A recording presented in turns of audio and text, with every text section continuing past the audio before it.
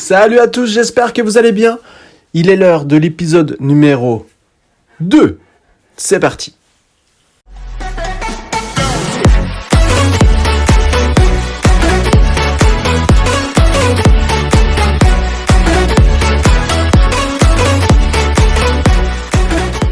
Alors, aujourd'hui, on va pas forcément avoir l'œil directement sur TradingView, on va avoir l'œil sur un site qui s'appelle barchart.com, où du coup on a beaucoup de graphiques, beaucoup de données économiques, macroéconomiques. Donc c'est un point, à mon sens, essentiel pour tout simplement l'étude des prix. Pourquoi? Déjà dans un premier temps, pour étudier donc ce qui va se passer sur le prix, vous avez certainement vu du coup dans les autres vidéos et sur mes différents graphiques que il n'y a pas d'indicateur, il n'y a pas de RSI, il n'y a pas de MACD, il n'y a pas de William Ayr, de bande de Bollinger, de tout ça. Il n'y a pas de support, il n'y a pas de résistance, parce qu'à mon sens, on n'en a absolument pas besoin. Ce qu'il nous faut, c'est tout simplement les chandeliers, comprendre ce qui se passe, comprendre comment ça évolue, et sur du moyen long terme, on peut même avoir accès à des données euh, que certains professionnels en fait utilisent, et on va pouvoir tout simplement regarder ça aujourd'hui. Alors déjà, dans un premier temps, je voudrais revenir juste sur une chose, et comme ça va aussi vous montrer comment on utilise ce site. Alors ça, c'est le point négatif, j'en profite, on va certainement être embêté avec. Le truc qui navigue, là, on peut jamais mettre le doigt dessus, et c'est tout le temps, on passe à gauche, voilà. Euh, Ça m'énerve un peu, mais c'est comme ça. Du coup, je vais revenir à la base de la base, ça va vous montrer un petit peu comment on peut utiliser aussi ce site. Donc, quand vous allez arriver, vous ne serez pas sur ce portail-là, mais vous allez voir, enfin sur cette fenêtre-là, mais vous allez voir comment on y arrive. Donc déjà, première des choses, quoi que vous ayez ici, vous allez tout en haut ici pour sélectionner votre commodity.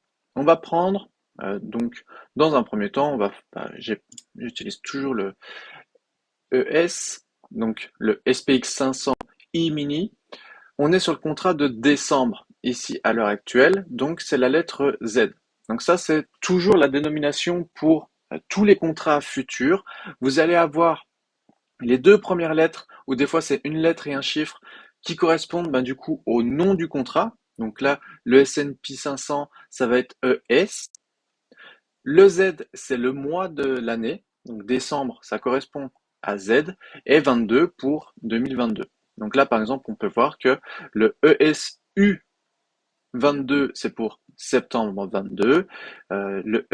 Donc le Z, c'est celui-ci. Le H 23, ça sera pour mars 2023 et ainsi de suite.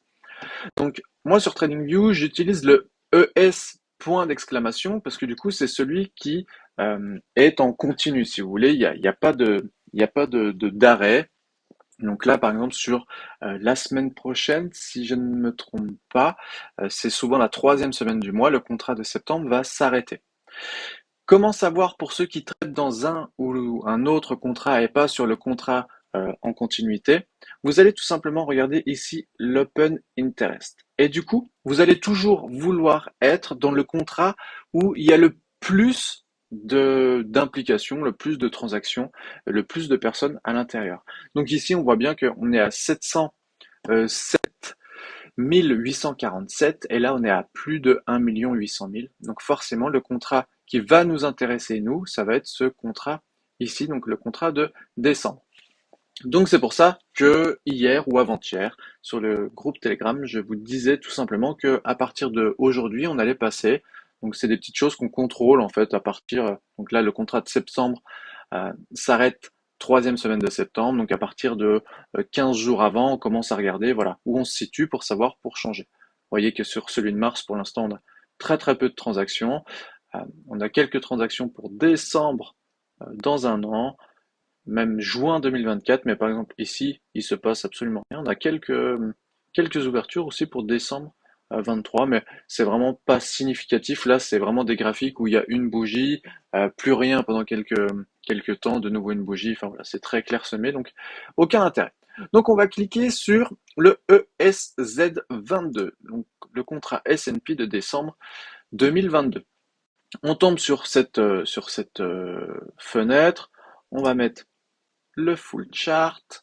Et ici, on est en interactif, on va passer en snapshot chart. J'ai pas envie de m'inscrire. Voilà, donc on retrouve bien les mêmes dénominations que tout à l'heure. Et là, on va juste commencer à le paramétrer un petit peu. Donc on descend. On a bien le nom du symbole ici. Donc là, on pourra après changer. Je vous montrerai juste après, on passera sur le Nasdaq. Donc on va changer ceci. Sitting, déjà là, on va repasser en candlestick. Ici, on va passer en weekly. Et on va prendre une plage de données de 3 ans, ça me paraît pas mal. On pourrait même prendre, je vais vous montrer, on pourrait même prendre 5. Donc ça, large, c'est la largeur du graphique ici. Donc on va le dessiner, voilà, et vous voyez que tout de suite, on retrouve ce qu'on avait tout à l'heure. L'Open Interest ici, on a cliqué dessus tout à l'heure, donc du coup, ça se met automatiquement et on va l'étudier juste après. Je vous montre juste la différence entre, du coup, 5 ans et 3 ans. On va voir ce qui nous intéresse le plus. On va peut-être laisser en 5 ans, ça peut être intéressant. Donc, ça, c'est vraiment la première partie. Je vais vous expliquer tout ça, mais je vais en profiter aussi pour rajouter un élément dont je vous parlerai par la suite. Ça va être le COT, Commitment of Traders. Hop, et on va le mettre en medium. Voilà. Et donc du coup, on retombe, hormis le fait que je suis passé en 5 ans, on retombe sur la même fenêtre que tout à l'heure, avec toujours notre graphique, notre Open Interest ici, avec le volume en dessous, mais ça on l'utilisera pas du tout même, et les petites courbes en dessous que je vous expliquerai par la suite. Pour changer de symbole, c'est assez simple.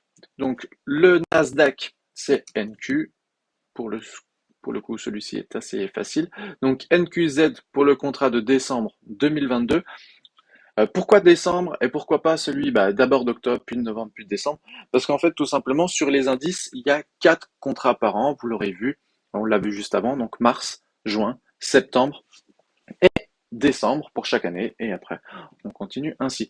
Certains en auront plus, certains en auront moins. Mais du coup, voilà, il faudra juste connaître, ça je pourrais vous le transmettre un jour à l'occasion, ou alors vous le trouvez tout simplement sur Internet, hein, sans difficulté, la lettre ici pour le mois. Et si vous avez un doute sur pour retrouver les symboles, vous allez ici, donc en haut, et après vous pouvez taper Nasdaq et ainsi de suite, et vous retrouverez, de toute façon, ils vont vous redonner tous les symboles. Donc Nasdaq, ici on voit qu'on est toujours sur le S&P, c'est normal, on n'a pas édité le tableau. Voilà. Donc maintenant, première des choses qui va nous intéresser, c'est cette ligne ici, violet, c'est l'Open Interest. Donc l'Open Interest, si vous voulez, c'est un peu, ça va nous donner des indications sur ce que les market makers, les personnes qui dirigent, si on peut dire, ou impriment le prix, vont faire. Et on va pas s'en occuper très très souvent, mais on peut voir qu'en fait, il y a surtout les pics à la hausse et les pics à la baisse qui vont nous intéresser, d'accord? Quand c'est un peu plan-plan, comme ici, il se passe pas grand-chose, ici, il se passe pas grand-chose. Là, vous voyez, dans cette zone-là, c'est plat, il n'y a pas de grosse baisse. Quand je parle de grosse baisse ou de grosse hausse, c'est à partir d'une dizaine de pourcents. Donc, la petite fenêtre jaune, ici, là, donc je peux pas mettre la souris dessus parce qu'elle va bouger instantanément. Vous voyez que si je déplace ma souris sur la ligne de temps, ça déplace tous les chiffres. Donc, on a l'ouverture, le haut, le bas, la fermeture, le volume et ensuite l'interest. Donc, vous voyez que si ici on se déplace, on voit l'interest bouger. Donc, par exemple, au début ici, on était à 228 000, puis 228 000 toujours, 232 000 et ainsi de suite. Je vous parlais d'une modification d'environ 10, 15 à 20%. Donc, ça veut dire qu'il faudrait au moins que ça bouge d'à peu près 20 000 points, ce qui n'est pas du tout le cas ici. D'accord. Par contre, à partir de, voilà, vous voyez, ici, de 31, on passe à 40 et on passe à 65. Donc là, on est vraiment plus, et là, de 65, ça c'est intéressant, de 265 000, on passe à 200 23 000. Donc là, ça nous donne des indications. Et d'ailleurs, si on regarde cette ligne-là, si on remonte sur le graphique, on voit que ici, on arrive sur un plus haut, et pourtant la cassure ne se fait que une bougie après cette ligne ici. D'accord? On voit bien ici la cassure juste à côté. Et bien regardez ce qui se passe, c'est que par la suite, on a vraiment cette grosse chute qui va s'engendrer. Donc là, on voit qu'on a eu cette fameuse hausse ici, suivie d'une forte baisse. On passe de 287 000 à 241 000. Donc, que je me trompe pas de ligne. Voilà. De là à là, on a cette forte baisse et va s'en suivre du coup cette remontée. Donc, quand on voit vraiment cette comment dire cette interest, cet open interest chuter comme ça veut tout simplement dire qu'en fait les market makers, les personnes qui une nouvelle fois dirigent, si on peut dire, le prix, sont en train, lorsque ça descend comme ça, sont en train de se délester de leur position vendeuse. Là, on était bien vendeur ici, d'accord? Et ici, à partir de, vous voyez, à partir de ce point-là, donc grosso modo cette ligne, si on remonte tout droit, à partir d'ici, donc cette bougie là, cette grande bougie ici, les personnes qui provoquent, on va dire, si on peut dire comme ça, euh, les mouvements de prix, commencent eux à revendre, à laisser leur position vendeuse. Donc s'ils laissent leur position vendeuse, ils passent à l'achat. Et très peu de temps après, qu'est-ce qu'on voit? Un point plus haut, avec cette cassure, on est sur un graphique weekly, cette cassure en weekly ici, qui pourrait être marqueur d'un changement de structure de marché. On est bien baissier ici, les plus hauts sont bien de plus en plus bas, les points bas, donc à chaque fois on parle de swing low ou de swing high, donc les trois bougies comme je vous ai déjà montré, plus bas, plus bas, plus bas, un plus bas ici, un pic bas ici, mais qu'on aurait pu déjà anticiper à la hausse. Donc ça veut dire que quand on voit ça, on peut se dire ici, d'accord, quand on voit ça, on doit commencer à se préparer, nous, à chercher des éventualités, à se dire, ok, très bien, ça devrait augmenter. Et qu'est-ce qu'on voit en plus? On voit que on retombe sur une zone ici qu'on va pouvoir appeler de support. On voit que voilà, il y a une zone de consolidation ici. Donc il y a certainement de la liquidité à venir chercher. Des personnes qui, sur ce mouvement haussier ici, ont dû mettre leur stop un petit peu en dessous ici. Donc on a ce fameux voilà, mouvement. Qu'est-ce qu'on voit aussi ici? Donc là on voit que on a cette structure de marché qui est en train de s'inverser. Donc on monte très fort jusqu'à cette bougie ici. Et qu'est-ce qu'on voit de nouveau là sur cette dernière ligne verticale là? On voit qu'on a eu un fort pic à la hausse, donc ça veut bien dire que les personnes qui font bouger le marché ont accumulé des positions à l'achat ce coup-ci. Et là, ce qui va nous intéresser, il ne faut jamais prendre la dernière bougie en compte parce que forcément le volume est en train de se faire. Enfin, le volume, le nombre de transactions est en train de se faire. Donc, on a toujours voilà, un léger décalage, mais plus on avance dans la semaine et plus on peut voir ce qui se passe. Donc là, ce qu'on voit aussi bien, c'est que de nouveau, ça a chuté. C'est du coup, là, à partir de la semaine dernière, donc sur le mois en cours, on voit que le prix a chuté. Et pourtant, depuis cette ligne-là, d'accord, la chute s'est faite auparavant. On voit bien que la chute a commencé au milieu du carré ici, alors que du coup, le point haut est ici. Donc là, on aurait déjà pu commencer aussi à anticiper certaines choses. Ce qu'il faut aussi comprendre, c'est que, en fait, si vous voulez, il va y avoir quatre. Donc là, c'est vraiment juste de la lecture au niveau de ce graphique-là. On va avoir quatre autres possibilités. Je vais vous en donner deux. Et à partir de ces deux-là, vous allez pouvoir déduire les deux autres. On va pouvoir comparer aussi ce que fait le prix et ce que fait l'open interest. Donc tout simplement, le prix peut faire deux choses, monter ou descendre. Les consolidations, on ne les prend pas en compte. Donc monter ou descendre. L'open interest peut monter ou descendre. Donc, première configuration, Si le prix, lui, augmente, d'accord? Donc, c'est ce qu'on pourrait avoir. Je vais vous trouver un exemple. Ce cas-là, là, ici. Donc là, de ce point bas, ici. Donc hop, si on descend la ligne droite, on est bien ici. Donc le prix, lui, augmente. C'est bien le cas, le prix augmente. Et si l'open interest, donc on était sur cette ligne-là, augmente aussi, c'est un signal acheteur. Donc on voit bien que ici le prix augmente. Là, l'open interest augmente. Et pourtant, qu'est-ce qui se passe? On a une légère baisse, mais on continue de grimper plus haut. D'accord? On n'a pas de cassure de point bas. Les points hauts, les swing high sont toujours plus hauts les uns les autres. Donc on est bien sur une continuation de la tendance haussière. D'accord? Donc là, c'est pas la peine de se dire, il y a une grosse chute ici, on va pouvoir shorter le marché et vraiment, il va y avoir un bain de sang. Non, c'est absolument pas ça. D'accord? Donc, le prix augmente, l'open interest augmente, c'est un signal haussier. Donc après, vous l'aurez compris, déduction, si le prix descend et que l'open interest descend, bah du coup c'est un signal baissier. Et du coup, deuxième configuration, si le prix lui augmente mais que le OI chute, c'est ce qu'on retrouve bah, du coup, euh, pareil, je vais vous trouver une configuration donc où le prix augmente, et ben on est par exemple ici, vous voyez, donc là, hop, le OI, l'open interest est bien en train de chuter, donc sur cette partie-là où on augmente. Donc ici, et ben, du coup, le signal est baissier. Et c'est d'ailleurs très bien ce qu'on voit ici. Hein, c'est l'un des marqueurs de, de cette baisse.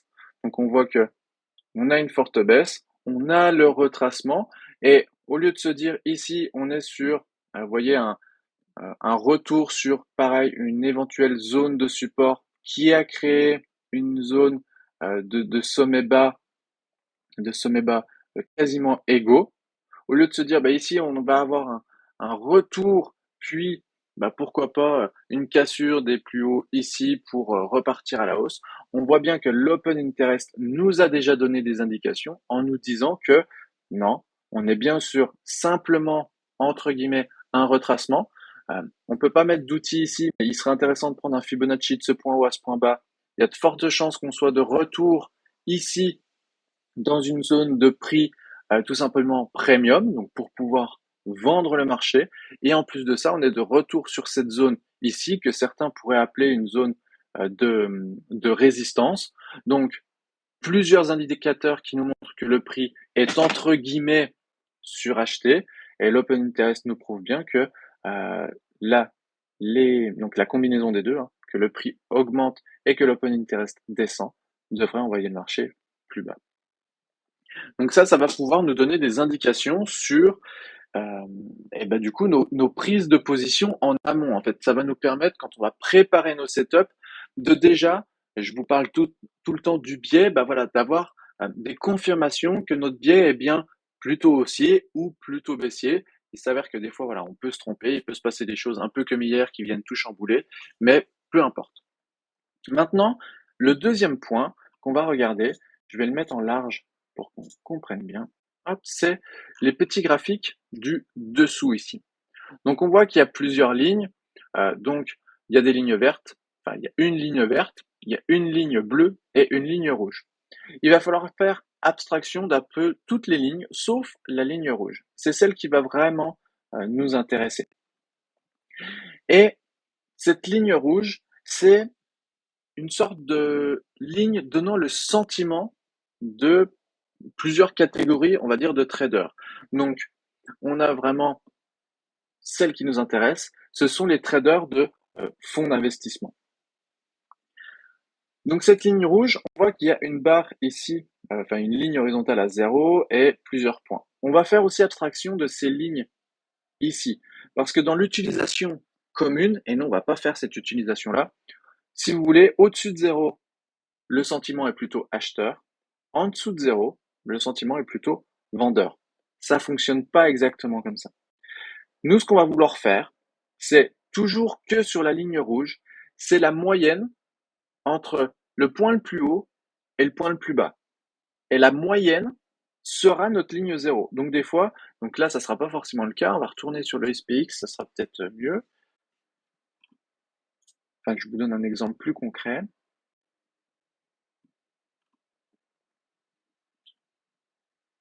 Et encore que. On voit déjà qu'il y a un peu plus de... Donc ça va nous intéresser. Donc on va faire une moyenne entre les deux. Donc là, vous voyez que une nouvelle fois, dans le carré blanc, on peut retrouver celui qui va nous intéresser, c'est le COT LCC pour commercial. Donc sur ce point haut ici, on voit qu'on est à 328 000. Et sur ce point bas ici, on voit qu'on est à moins 239 000. Donc on va faire la moyenne entre les deux. Et forcément, du coup, le chiffre que ça va nous donner ne sera pas 0. On n'est pas à 328 000 et moins 328 000. Donc on sera légèrement décalé à la hausse. Donc du coup, si on fait la moyenne des deux, on voit que la zone, on va dire la médiane, se situe environ à 58 000. D'accord? Donc un petit peu au-dessus de la ligne 0 ici. Et à partir de ce moment-là, le 58 000 devient notre ligne 0. Donc tout ce qui va être au-dessus de 58 000 nous donne un sentiment plutôt acheteur. Tout ce qui va être en dessous nous donne un sentiment plutôt vendeur. D'accord? Donc là, on peut voir qu'actuellement, on est plutôt dans un sentiment acheteur. Donc ça nous donne de nouveau des indications, parce que si on couple ça avec du coup ce qu'on peut voir sur l'open interest et sur le graphique, ça devrait normalement vouloir dire que dans les jours, semaines et mois à venir, on devrait continuer de réentamer cette hausse. Peut-être pour prendre ce haut ici, peut-être même pour prendre le haut prochain. Donc on peut refaire, on était sur le 5 ans, on va passer sur 3 pour essayer de trouver d'autres. Hop. Donc maintenant, si on fait abstraction à partir d'ici, là, de cette montée ici. Donc notre point le plus haut est ici. Donc on est à 133 000 et notre plus bas ici à moins 106 000. Donc une nouvelle fois, on refait tout simplement la moyenne, la médiane pour trouver notre nouvelle ligne 0. Donc notre nouvelle ligne 0, une nouvelle fois on enlève ici, sera située environ à 27 000. Donc de nouveau, un petit peu au-dessus de la zone. Il y a déjà ce point-là, on est déjà trop haut.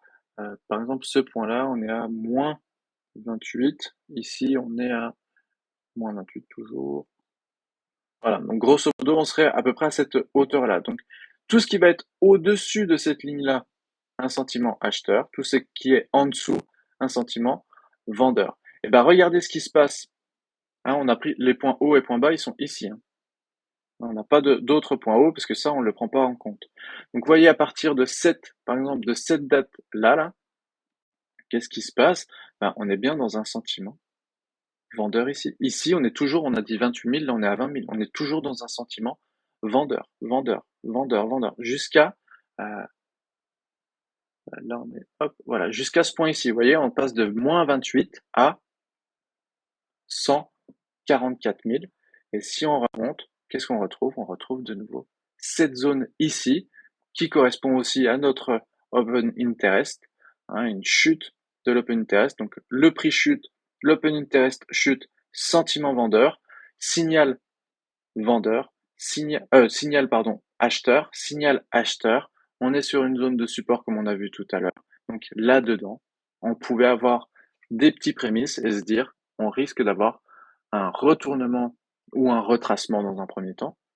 Et on voit de nouveau ici la cassure, donc c'était même carrément probablement, on va attendre de voir ce qui se passe, on n'a pas une boule de cristal pour lire l'avenir, mais on peut se dire qu'il y a peut-être eu tout ce qu'il fallait pour avoir une cassure de la structure de marché et repartir pour quelques mois à la hausse.